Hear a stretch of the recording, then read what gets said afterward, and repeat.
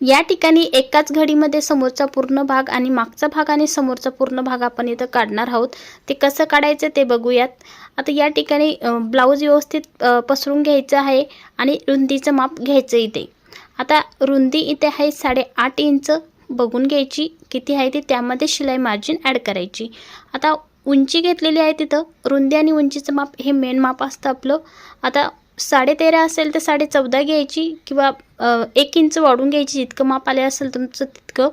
तर या ठिकाणी उंचीचं माप मी टाकून घेतलेलं आहे। आता रुंदी आपण इथे ब्लाऊजवरतीच मापणार आहोत।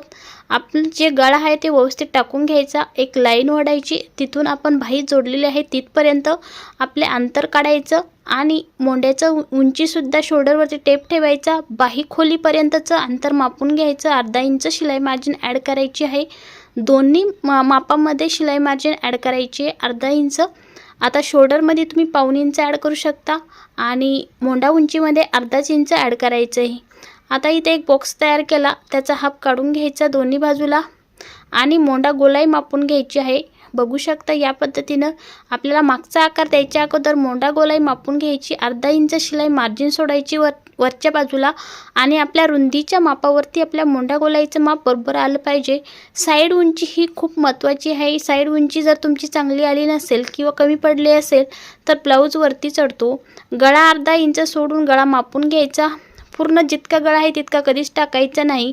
1 इंच गळा कमी टाकायचा आहे, वरची शिलाई मार्जिन सोडायची आणि खालची सोडायची किंवा शिलाई मार्जिन ॲड करून जर तुम्ही गळा टाकत असाल तर 1 इंच तुम्ही गळा कमी टाकायचा आहे। या पद्धतीने बघू शकता आणि 1 इंचवरती आपल्याला आकार द्यायचा आहे, गोलवा आकार जो असतो तो। आता मागचे टक्स मध्यभागावरती शोल्डरच्या मध्यभागावरती टाकायचे आहे। आता यानंतर आपण इथं कमरेचं माप घेऊया।